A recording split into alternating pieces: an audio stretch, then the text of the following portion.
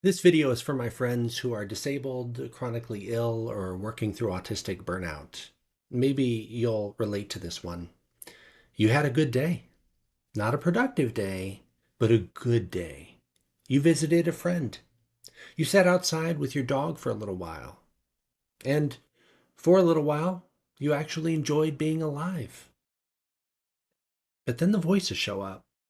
The You didn't do the dishes, you didn't answer those emails, you didn't handle the real stuff, you didn't straighten up the house. Maybe for you, it's not dishes. Maybe it's the laundry. Maybe it's that appointment that you can keep rescheduling. All the things that you're supposed to do before you're allowed to do the thing you actually want to do. And maybe, I don't know, maybe you've been living inside that rule for so long, you don't even hear it anymore. Needs first, then wants. Handle what's necessary. And then, if there's room, then you can enjoy.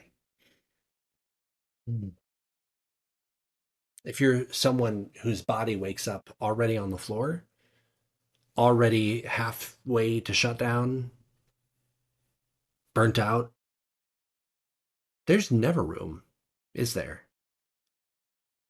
And here's what I feel like I want to name today: that rule that needs first, then wants, that was built for somebody who starts the day with enough energy to get through the list. They do the dishes and they answer the emails, and there's still something left over for the stuff that they enjoy. And, when that's your starting point, the rule works. I guess it feels fair, maybe even makes sense. But when you're chronically ill, or you're disabled, or you're dealing with autistic burnout, or just a person who doesn't get a full tank every morning, it feels more like someone set the thermostat in your house to 72 and said once the house is warm you can rest. But your house starts at 38 every morning, and some days the windows are open and you didn't even open them. It's not that you're failing at reaching 72. The rule was just written for a house that starts at 65. So the needs column never gets finished for you, which means that you never arrive at the wants year after year after year. And it has to be said, the wants are not extras. They're not dessert. Wants are not the reward for being productive. That friend that you went to visit, the dumb thing on your shelf that makes you smile, playing with your dog for 10 minutes in the middle of some random Thursday, going to that concert instead of straightening up the house, those are things that make you want to keep going. And when those things get pushed off, when not yet, not until the real stuff is handled, runs in your life for years and years, you don't just miss out on the fun. You lose the whole reason that you were doing any of it in the first place. The needs were supposed to be for something.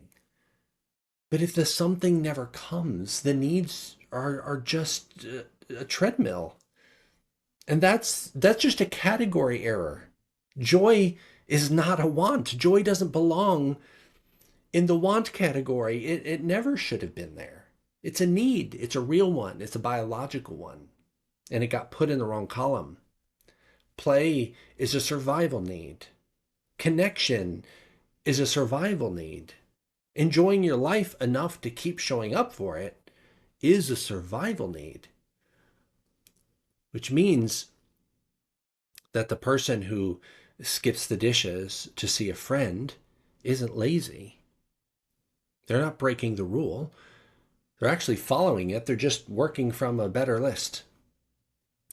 So I don't know if you carry the shame, like the guilt and the shame that comes along with this, the I got fun things done, but not the important thing kind of shame and guilt. The feeling that your inconsistency means something is wrong with you. But here's what I hope that you'll hear: when you choose the thing that made you feel alive over the thing that made you feel responsible, you weren't doing it wrong. You were taking care of something you actually needed. You just didn't have a name for it yet. I'm wishing you more joy. Keep putting that first. And I'm wishing you more love, not less, always. Bye for now.